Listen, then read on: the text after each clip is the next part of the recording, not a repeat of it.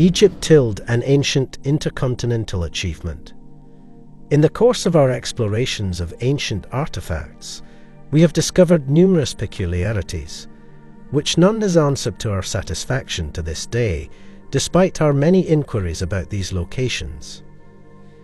How did prehistoric societies that appeared to have survived catastrophic events build such advanced infrastructure?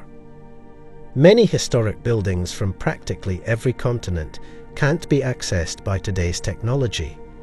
It's still unclear how they were extracted from their original quarries and bedrock, which were sometimes located miles away.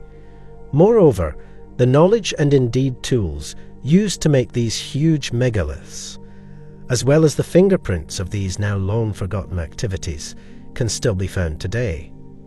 The selection and use of hard granites appears to have had nothing to do with the large distances that many of these locations share.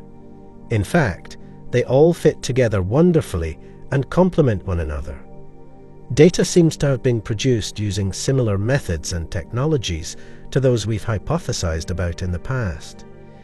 Incredible ancient technical achievements were not the work of a single superpower, as popular belief would have it, but of a civilization with an impact far greater than any before it. How can we keep thinking these monuments were created by civilizations that have been well documented, investigated and proven, which we now know to have been incapable of such feats, the megaliths of the Yangshan Quarry and the incomplete obelisk of Aswan? Temples on Peruvian mountains and elsewhere were built with weatherproof, polygonal rocks that share similarities with their Greater Chinese and Egyptian counterparts.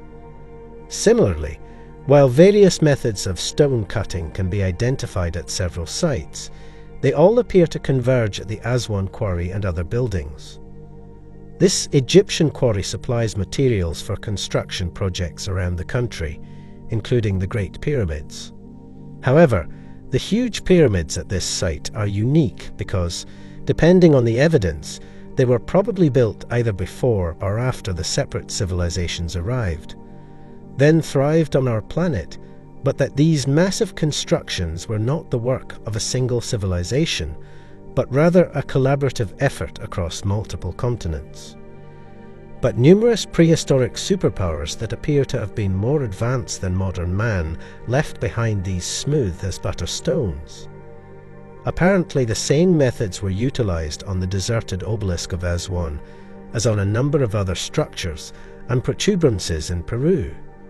Numerous more polygonal sites, all of which appear to have been added to the pyramids considerably later. However, we have found them on ruins all over the world, and the tool marks we have used to distinguish between sites may be found in great numbers in Egypt. We have used the Bazda caves in Turkey to not only identify these techniques, but also to pinpoint which ancient culture was responsible for them. Even though similar symbols may be seen on buildings all throughout the world, the pyramids seem to be the only places where they are fully implemented.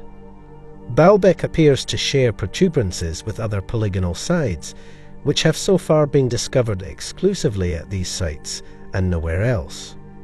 Its largest megaliths, however, show signs of being formed by a less sophisticated tool than one might expect, including unexplained semicircular crescent-shaped tool marks.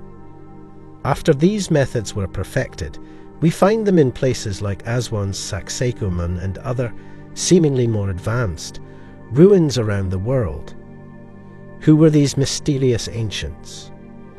We not only find ourselves wondering how on earth ancient engineers managed to pull off such incredible feats of engineering, essential to expanding our understanding of our history, but also a pursuit we'll always find irresistible.